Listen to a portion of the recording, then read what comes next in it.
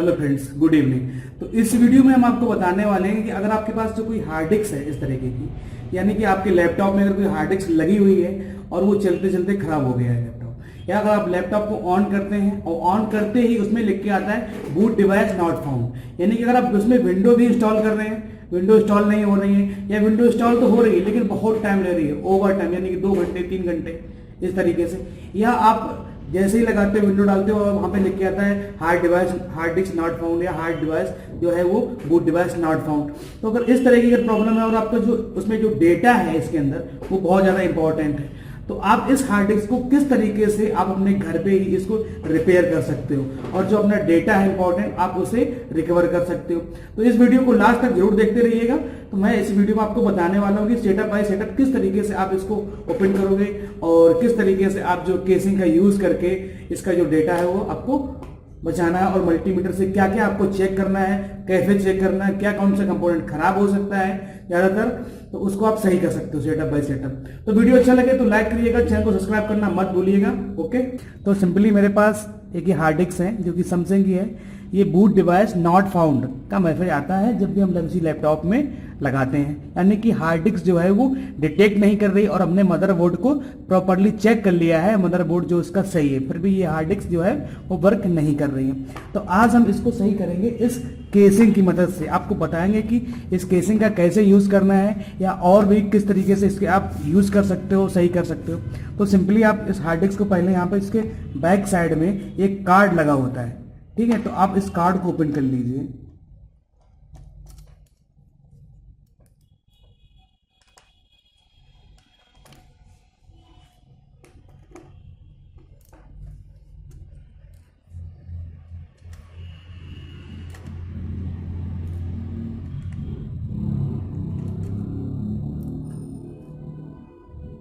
तो ये देखो जो कार्ड है वो यहां से ओपन भी हो गया है। ये जो है हार्ड डिस्क का कार्ड अलग हो गया जाके। अब जो आपका जो डेटा जो रहता है वो इसमें रहता है, इस जगह पे इसके अंदर प्लेटें बनी होती हैं अंदर इसके, और ये जो कार्ड होता है ये इसको ऑपरेट करता है, इसको पावर देता है, या इसी से डेटा इसके अंदर जाता है और इसी कार्ड के माध्यम से जो डेटा है वो कंप्यूटर या लैपटॉप में आता है, तो रिसीव होता है, ट्रांसपोर्ट होता है। तो अगर आपके जो हार्ड डिस्क है उसके कार्ड में अगर कोई यहाँ से कोई ये आईसी खराब या ये आईसी या और भी कोई कंपोनेंट यहाँ पे खराब हो सकते हैं, जिससे क्या होगा कि जो पावर है वो कंप्यूटर के अंदर नहीं जाएगा, कंप्यूटर से पावर इसके अंदर नहीं आएगा, ना तो कोई डेटा ट्रांसमिट होगा इसके अंदर। ये इसकी लगी होती है मोटर, तो मोटर को पावर देने के लिए यहाँ पर ये पॉइंट दिए गए हैं। इसके बाद ये जो कनेक्शन होते हैं इन पे कभी कभी क्या होती है, जंग वगैरह लग जाती है, ठीक है, धूल मिट्टी आने की वजह से। तो क्या होता है कि इनको आपको साफ करना रहेगा ब्रश से, ठीक है। तो ये भी आप पॉइंट जो है वो अच्छे आसानी साफ कर सकते हो, और ये जो दिख रहे पॉइंट आपको, इनको भी आपको साफ करना रहेगा। अब बात आती है कि जो ये पॉइंट हैं, ये पॉइंट कनेक्टेड होते हैं इस जगह पे, यहाँ पे जैसा कि आप देख सकते हो। जब भी हम इसको सेट करेंगे इस तरीके से, तो ये वाले जो पॉइंट है वो यहाँ पे टच होंगे और जो ये वाले पॉइंट है वो यहाँ पर, तो इन पॉइंटों पे भी कार्बन लग जाता है। इसकी वजह से जो हार्ड डिस्क होती है वो रीड नहीं हो पाती है। तो आपको इनको सिंपली स्क्रैच करना है हल्के से, या फिर आईपी या पेट्रोल से आप इसको साफ कर सकते हो, ठीक। ये तो होगी साफ सफाई की बात कि अगर आपके पास हार्ड डिस्क जो है वो काम नहीं कर रही, तो सिंपली आप इस कार्ड को खोलकर साफ करके आप चेक कर सकते हो पेज लगाने के बाद। ध्यान रहेगा अगर आपके पास कोई अगर हार्ड डिस्क नई हार्ड डिस्क है और वो चल रही है हार्ड डिस्क, यानी कि वर्किंग कंडीशन में है, तब आपको ये हार्ड डिस्क नहीं खोलना है, यानी कि जब हार्ड डिस्क आपकी खराब हो जाए तभी आप इसको सही करना है, ठीक। ओके, तो यहाँ पे खोल लिया। अब क्या करना, अब हम चेक करेंगे वोल्टेज, जो कि मेरे पास एक केसिंग रखी है, ये मार्केट में आपको 200 से 300 रुपए के बीच में मिल जाएगी। ये बहुत ही काम की चीज है अगर आप लैपटॉप रिपेयरिंग करते हैं, या अगर आप लैपटॉप रिपेयरिंग नहीं करते हैं, तो अगर आप चाहते हो कि लैपटॉप की जो हार्ड डिस्क है उसको आप यूएसबी हार्ड डिस्क बनाना चाहते हो, तो उसके लिए भी ये बहुत अच्छा है कि अगर आपके पास एक हार्ड डिस्क है लैपटॉप के अंदर लगी और कोई अगर एक्सटर्नल हार्ड डिस्क आप बनाना चाहते हो तो आप इसको बना सकते हो। तो सिंपली आपका क्या करना है, ये देखो इसकी केसिंग है, अब ये बन जाएगी यूएसबी हार्ड डिस्क। अब इस हार्ड डिस्क कार्ड को जो है हम इस पे लगाएंगे,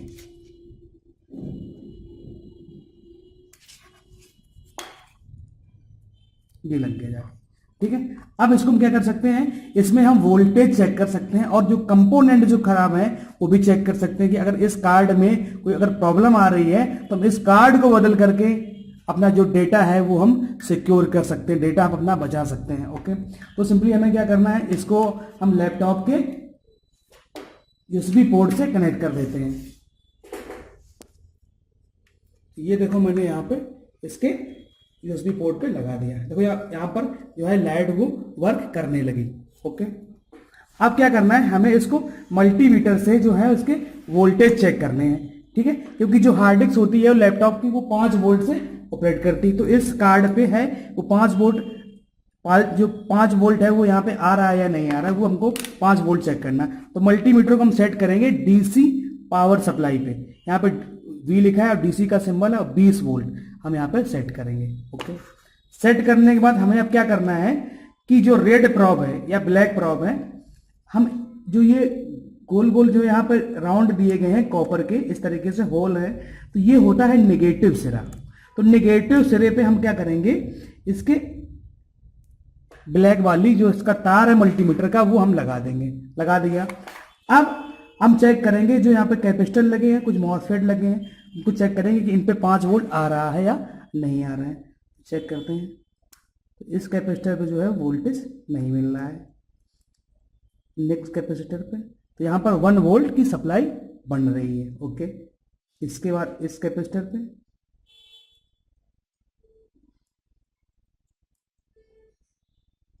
और यहाँ पर देखो ये 5 वोल्ट जो है वो आ रहा है, यानी कि इस आईसी पे 5 वोल्ट आ रहा है। अब ये आईसी शॉर्ट है या नहीं है, तो इसे हम उंगली रख के देखेंगे कि अगर हीट करेगी तो ये खराब होगी, लेकिन थोड़ा खेलते यहाँ पे हीट नहीं कर रही है। अगर हीट करती तो या शॉर्ट होती तो यहाँ पर 5 वोल्ट वो नहीं मिलता। ओके, तो इस तरीके से इस आईसी के पास हमने चेक कर लिया।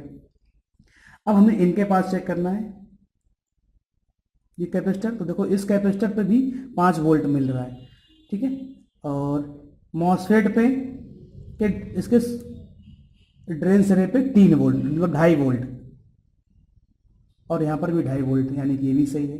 अब इस आईसी के लिए हम चेक करते हैं वोल्टेज। तो इस आईसी के लिए देखो 5 वोल्ट इस कैपेसिटर से बन रहा है और ये आईसी हीट भी नहीं कर रही है। ठीक है, और ये है जो सुपर आईओ आईसी जो कि कंट्रोलिंग करती है इनपुट आउटपुट, यानी कि डेटा जो हार्ड डिस्क से कंप्यूटर पे जाएगा, कंप्यूटर से हार्ड डिस्क में आएगा, उसके लिए मेन आईसी होती है। और लैपटॉप के जो मदरबोर्ड होता है उसमें भी ये आईसी लगी होती है इनपुट आउटपुट कंट्रोलिंग के लिए। जैसे कि ये देख रहे हो आप 128 पिन की यहाँ पर लगी हुई है आईसी, यहाँ पे एक आईसी ये लगी होती है। ठीक है, तो आप इसको भी अगर ज़्यादातर यही खराब होती है आईसी, या फिर कोई इनमें से कोई कैपेसिटर शॉर्ट हो जाता है उसकी वजह से प्रॉब्लम आने लगती है। तो हम इस आईसी के पास वोल्टेज चेक करेंगे, लेकिन यहाँ पर वोल्टेज कम आएगा। ओके, तो लगभग 1 वोल्ट की सप्लाई यहाँ पर बन रही है, यानी कि आईसी तो जो है वो वर्क कर रही है, कैपेसिटर भी सही है। ठीक है, ये तो हो गया जाके वोल्टेज टेस्टिंग। अब हम क्या करेंगे, जो इसका कार्ड है ये अलग कर लेते हैं केसिंग से। ठीक है, इस केसिंग का बहुत सारा यूज है। आप अगर जो आपकी जो हार्ड डिस्क है वो अगर डायनामिक हो गई है तो आप उसको बेसिक में कन्वर्ट कर सकते हो। अगर आपकी हार्ड डिस्क जो है वो उसका डेटा जो है वो डिलीट हो गया है तो आप उसको यूएसबी लगा के यूएसबी हार्ड डिस्क बना के उसका डेटा रिकवर कर सकते हो, या किसी हार्ड डिस्क को परमानेंटली आप यूएसबी हार्ड डिस्क की तरह यूज कर सकते हो इस केसिंग में वो हार्ड डिस्क लगा के। ठीक है, तो फिलहाल यहाँ चल रही थी टेस्टिंग, तो मैंने केसिंग के आपको उपयोग बता दिया। अब आपको क्या करना है कि अब आपको इस कार्ड पे जो है वो कंपोनेंट की सॉर्टिंग चेक करनी है। तो अब हम क्या करेंगे कि मल्टीमीटर को जो है वो हम कंटिन्यूटी रेंज पर सेट करेंगे। ठीक है, ये घुमा दिया तो ये हमारा हमेशा कहलाता है कंटिन्यूटी रेंज। ओके, तो ध्यान से देखिए यहाँ पर सेट करना है। और मल्टीमीटर आपका सही है या प्रॉब में कोई प्रॉब्लम है तो दोनों प्रॉब आप ऐसे करके लगा के चेक कर सकते हो। अगर ये बीप की आवाज करे तो आप समझ जाइए कि जो मल्टीमीटर है आपका वो सही रेंज पे सेट है और उसकी बैटरी भी चार्ज यानी वर्किंग कंडीशन पे मल्टीमीटर है। तो आपको कंपोनेंट की टेस्टिंग आना चाहिए। अगर आपको कंपोनेंट की टेस्टिंग नहीं आती है तो मैंने पिछले कई सारे वीडियो, बहुत सारे वीडियो मैंने हर एक कंपोनेंट की पहचान, वर्किंग, टेस्टिंग वो सब कुछ मैंने YouTube पे अपलोड किया हुआ है, वीडियो डाले हुए हैं। आप उनको देख के कंपोनेंटों की पहचान करना और टेस्टिंग करना सब सीख सकते हैं। तो अभी हम चेक करने वाले हैं इसको सॉर्टिंग। इसके अंदर कोई सॉर्टिंग तो नहीं है, इसको हमने बजर मोड पे चेक करना है। तो अब हमको एक करके कैपेसिटर चेक करना है। एक सारा बीप कर रहा है, एक पे वैल्यू आके जा रही, सही है, ये भी सही है। इसके बाद डायोड चेक करेंगे हम ये।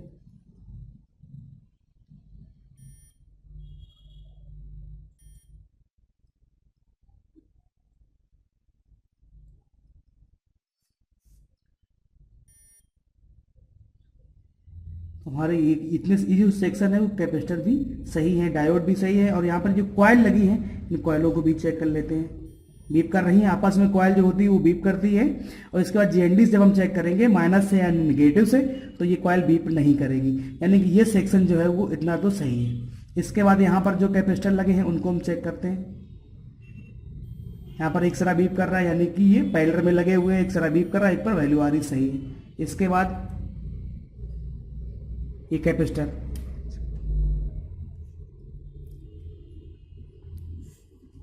अब क्या करना है, हमें इस मॉसफेट को चेक करना है। जो आईसी लगी है ये तो खराब नहीं है, ये बीप कर रहा है। इसके एक सिरे पे वोल्टेज आ रहा था और एक सिरे से जा रहा था, तो यानी कि ये जो मॉसफेट है ये खराब है। 8 पिन का जो यहाँ पर लगा हुआ है, क्यों खराब है, क्योंकि जो ये है इसका ड्रेन सिरा।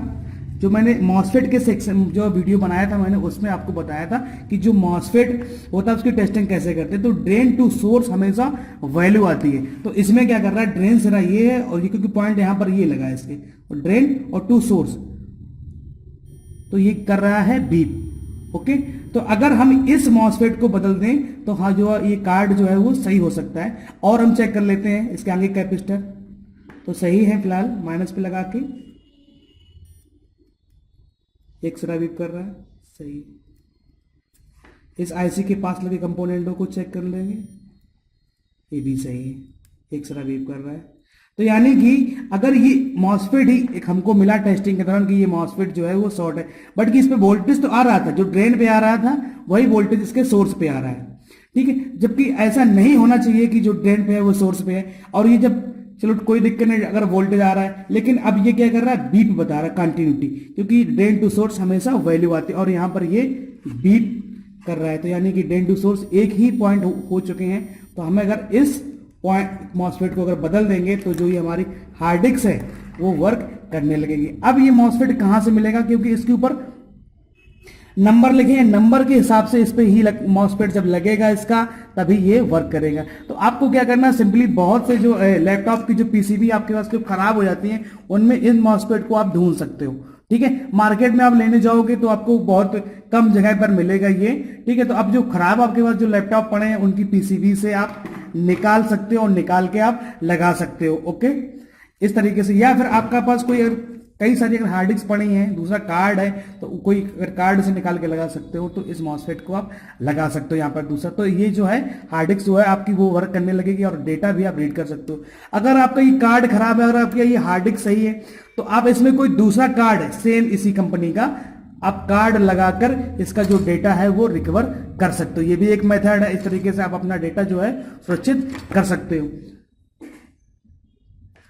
तो उम्मीद है कि आपको कुछ समझ में आया होगा इससे। अगर हार्ड डिस्क में अगर कोई प्रॉब्लम है तो आप इस तरीके से धीरे धीरे करके उसको आप चेक कर सकते हो और अपना जो डेटा है इंपॉर्टेंट आप उसको सुरक्षित कर सकते हो, ओके। वीडियो अच्छा लगे तो लाइक करिएगा, चैनल को सब्सक्राइब करना मत भूलिएगा।